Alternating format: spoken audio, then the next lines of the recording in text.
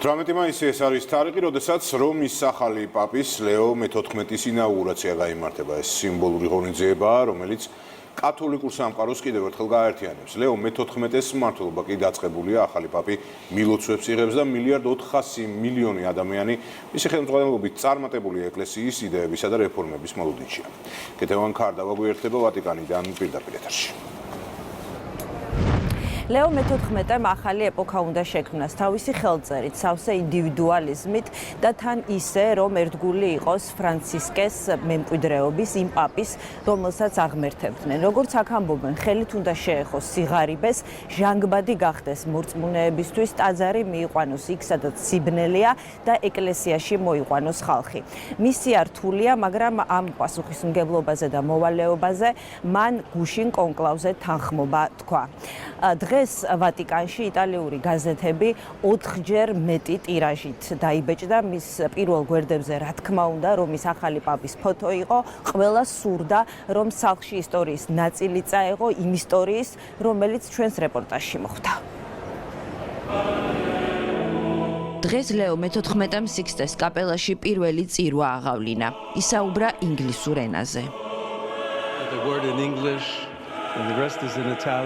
რობერტ ფრანსის პრევოსტი რომის 267 პაპია. Et Filius et Spiritus Sanctus.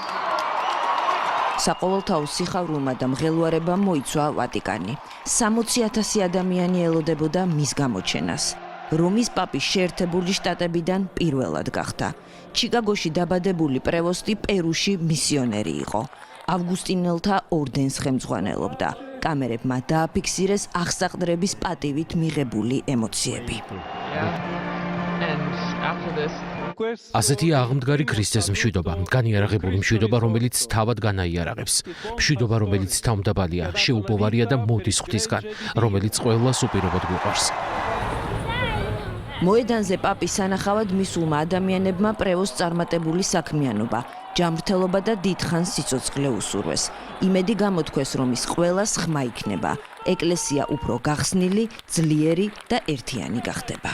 აღფრთოვანებული ვარ, უძლიერესი იყო მისი გზავნილი მშვიდობაზე და რომ ეკლესია ყველას სახლია.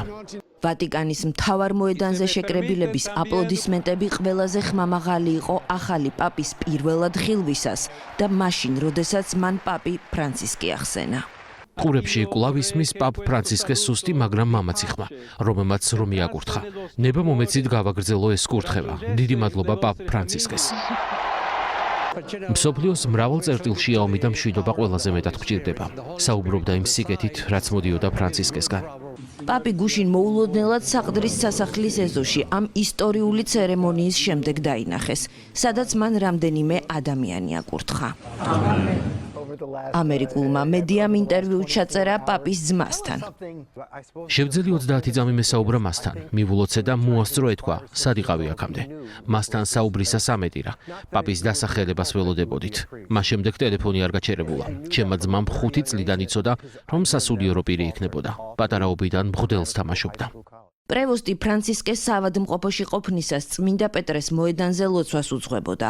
მათ სიახლოვეზე ეკლესიის განვითარების საერთო ხედვასა და უქონელთა მიმართ დამოკიდებულებაზე ბევრს საუბრობენ. პრევოსტი ფრანცისკემ კარდინალად 2024-ში დაასახელა.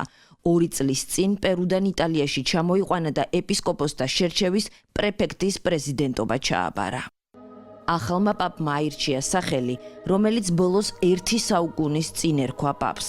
ლეონად წოდებულ ბოლო პონტიფექსს მშრომელთა პაპს უწოდებდნენ.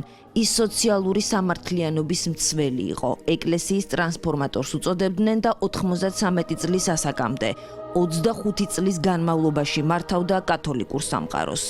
ეს უნიკალური კადრებია. ლეონ მე-13 პირველი პაპია, რომელიც 1896 წელს ფილმში მოხვდა.